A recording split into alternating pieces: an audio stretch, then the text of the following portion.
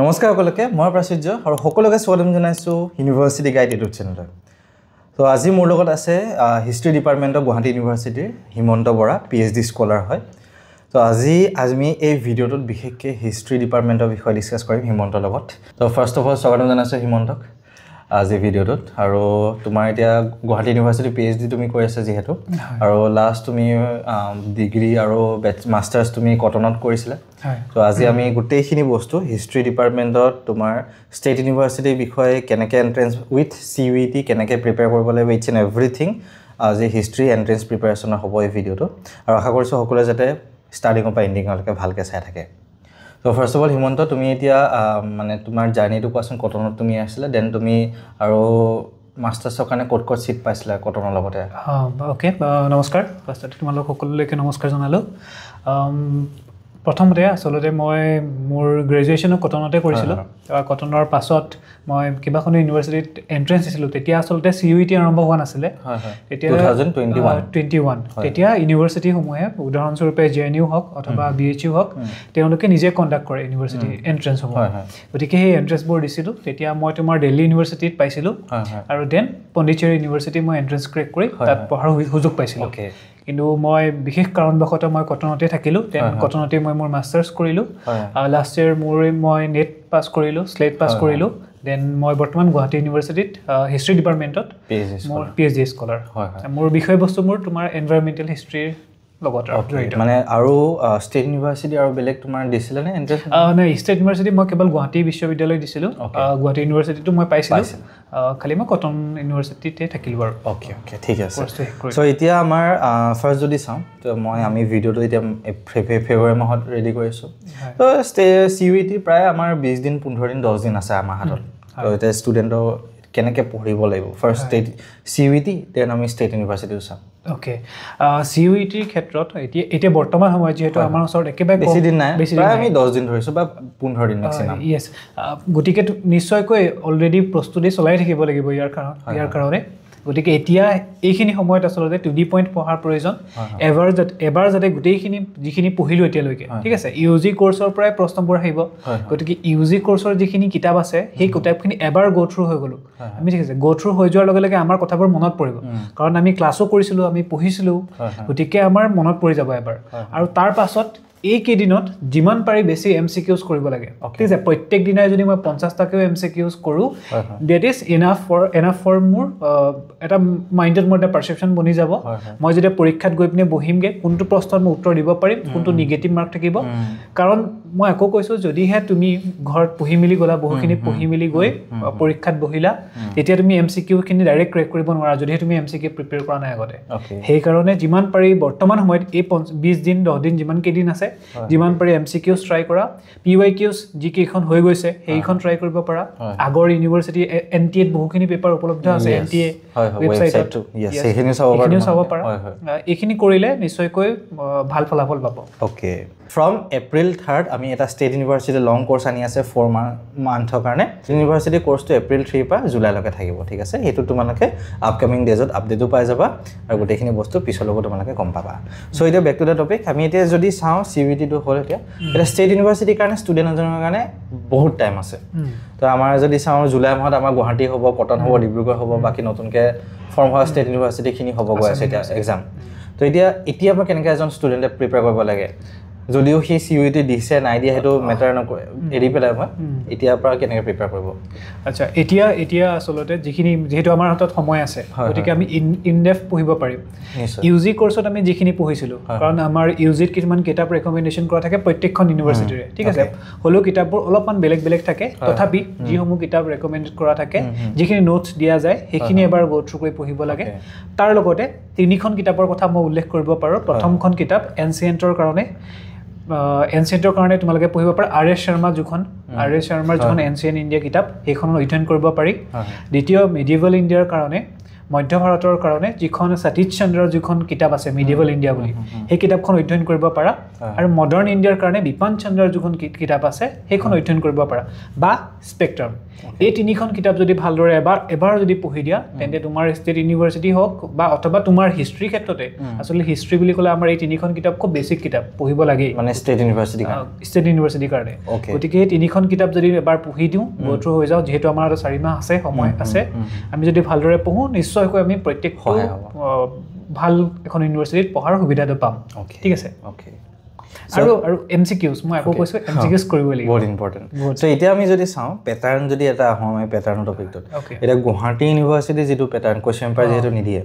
কটনৰ question paper পায় আৰু ডিব্ৰুগড় কুৱেশ্যন পেপাৰ পায় আৰু নিউলি যিকেইখন ফৰ্ম হ'ব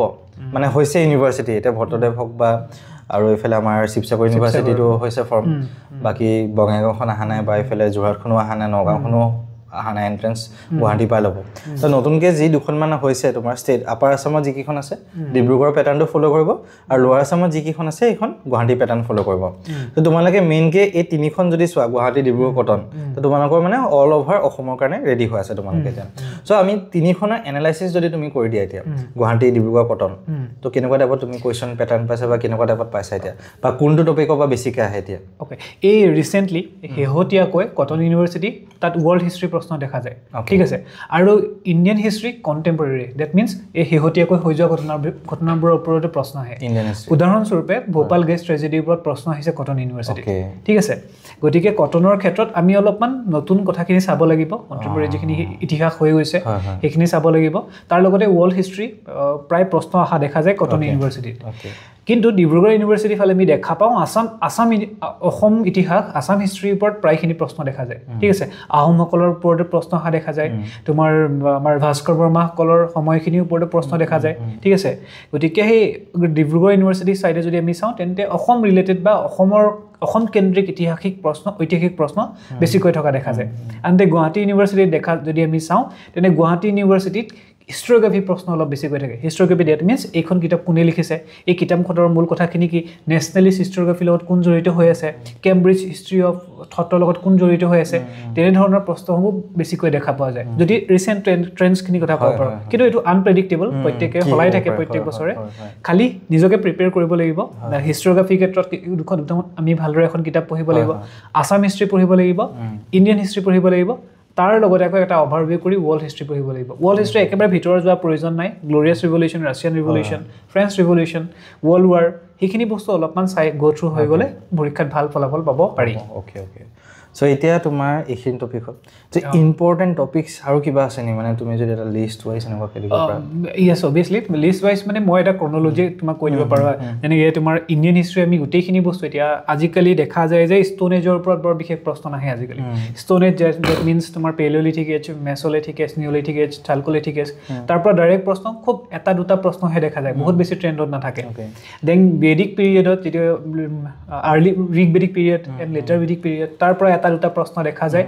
মৌৰিয়ান এম্পায়াৰৰ ওপৰত প্ৰায় প্ৰশ্ন দেখা যায় ৰিচেণ্টলি আমি দেখা পাইছোঁ যে আশোকান এডিক্সবিলাকৰ ওপৰত প্ৰশ্ন আহিছে কেৱল মাত্ৰ ষ্টেট ইউনিভাৰ্চিটি এণ্ট্ৰেঞ্চতে নহয় নেট স্লেটৰ ক্ষেত্ৰতো আশোকান এডিক্টৰ ওপৰত যথেষ্ট প্ৰশ্ন আহিছে আজিকালি